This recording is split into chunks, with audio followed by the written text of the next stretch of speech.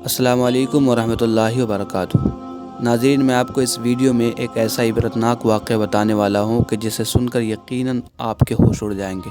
حضرت علامہ ابن حجر مکی رحمۃ اللہ تعالیٰ علیہ فرماتے ہیں کہ جب میں چھوٹا تھا تو پابندی کے ساتھ اپنے والد ماجد رحمۃ اللہ تعالیٰ علیہ کی قبر پر جایا کرتا تھا اور ان کی قبر پر جا کر تلاوت قرآن کیا کرتا تھا، قرآن پاک کی تلاوت کیا کرتا تھا۔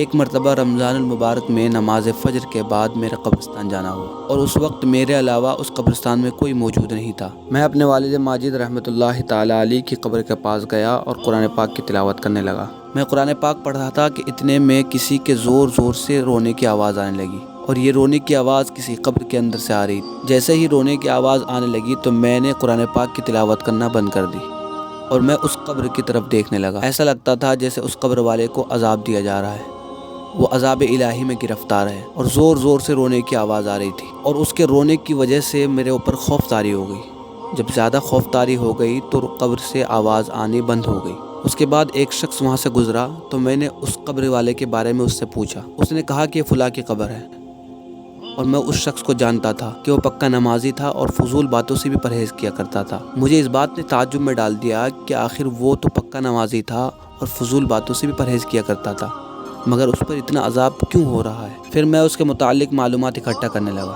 تو جب میں نے اس شخص کے متعلق معلومات اکٹھا کی اور زیادہ گہرائی میں گیا تو مجھے معلوم ہوا کہ وہ شخص سود خور تھا۔ پھر مجھے یقین ہو گیا کہ یہ عذاب سود کی وجہ سے ہی ہے۔ ناظرین، آپ اس سے اندازہ لگا سکتے ہیں کہ سود کا کتنا بڑا عذاب ہے۔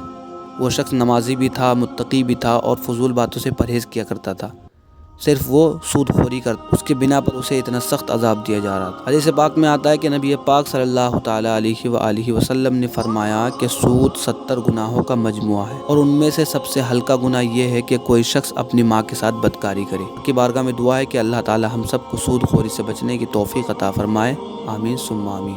امید ہے آپ کو یہ ویڈیو اچھی لگی ہوگی۔ اگر اچھی لگی ہو تو ثواب کی نیت سے اپنے دوستوں کے ساتھ شیئر اور لائک ضرور کریں۔